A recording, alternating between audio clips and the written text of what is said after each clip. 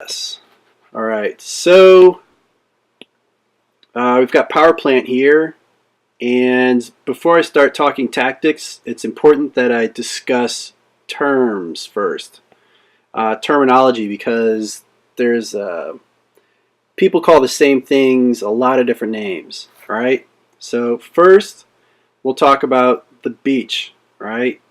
So this area is the beach, also referred to as the ship, because there is a ship down here. It's called the beach because there's sand down there, I guess.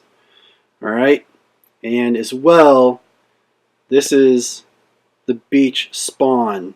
Like that whole area is where your teammates spawn out. It's not like a tight configuration right here. It's this whole spread. So that is the beach. All right. Then moving on from the beach, you have this area, and people call this the dome. Same on the other side. They call it the dome, or they call it the observatory. Some people call it the boobs. All right. So that's what that area is called. Clear that out. Then we have this central part of the map, and I'd say this is most commonly called the reactor.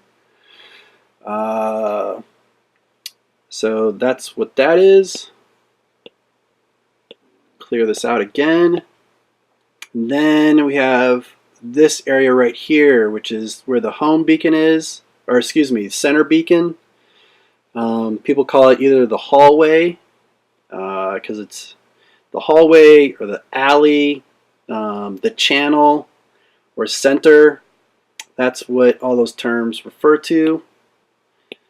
Man, there's a lot of terms for this map. And then we have this area over here, which is commonly called the pitcher's mound, or the park. Park beacon, pitcher's mound beacon. All right.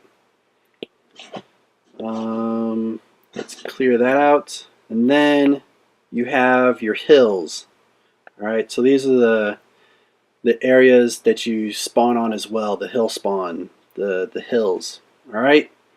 So that is the terminology for this map, and just get ready for people to call it all different things. The more you play it, and with more people, it all becomes second nature. All right. So let me switch colors here, and we're going to talk about the beach spawn. All right, and in this case, we have I'll just write it over here, a 2, 3, 1 configuration from the beach spawn. So 2 are going to roll out here and get the dome beacon and be responsible for this area of the map. We're going to have 3 get over here to center, to the channel, to the hallway, however they want. But to cap that really quick, then we want 1 to go down here to the beach, to the ship to get this beacon. You're going to want to go down to the beach there in either a jumping bot that can jump back out, or a really fast bot that can cap that quickly. But that's the play. This map definitely favors griffins. You do not need one to play this map, but just get ready for a lot of attacks from above. All right. So that's phase 1 on this map from the beach spawn. All right, switch to yellow here for phase 2. This person who went to go get the beach kind of has 2 options depending. To either jump back up here and help on center, to help on the channel, or to run around the back here to get into a flanking position. All right, so those are kind of your plays from back there. The people on center are going to have their work cut out for them. They're going to be doing whatever they can to hold down this area. They might get pushed back here into, I should have mentioned this in terms, but into the catacombs or the ironwork back here, the grills. So the defensive stance are kind of back here. If things are going well, they might be up around here.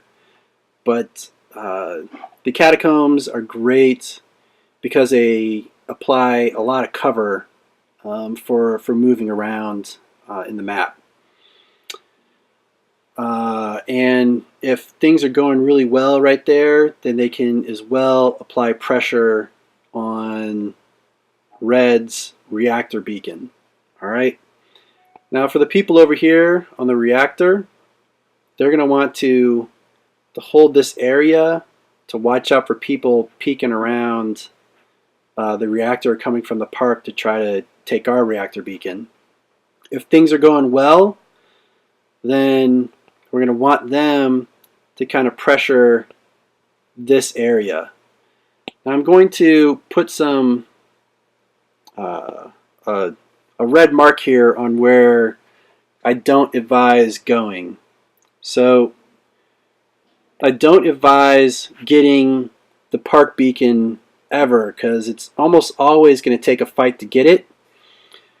But what happens is you end up with a force over here and like a force back here, and that leaves you, if people die over here, it leaves you really vulnerable in the middle. Alright? And I've seen this happen so many times where people being team-minded want to support somebody going over to get the park beacon, and then we've got no one guarding around the reactor, and we lose a reactor and effectively lose the game. Like it's too great of a spread to play.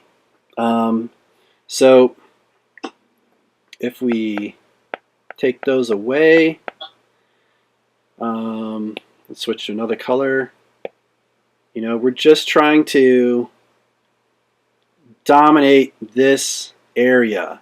And if you stay focused on that throughout the game, it's a really strong configuration to hold for defense and to be able to mobilize out from when it comes time to switch to offense. But definitely from this beach spawn, you can pressure this area, just don't waste your time getting killed, try to take it. You don't need it. Alright, that is the configuration 231 from the beach spawn on power plant.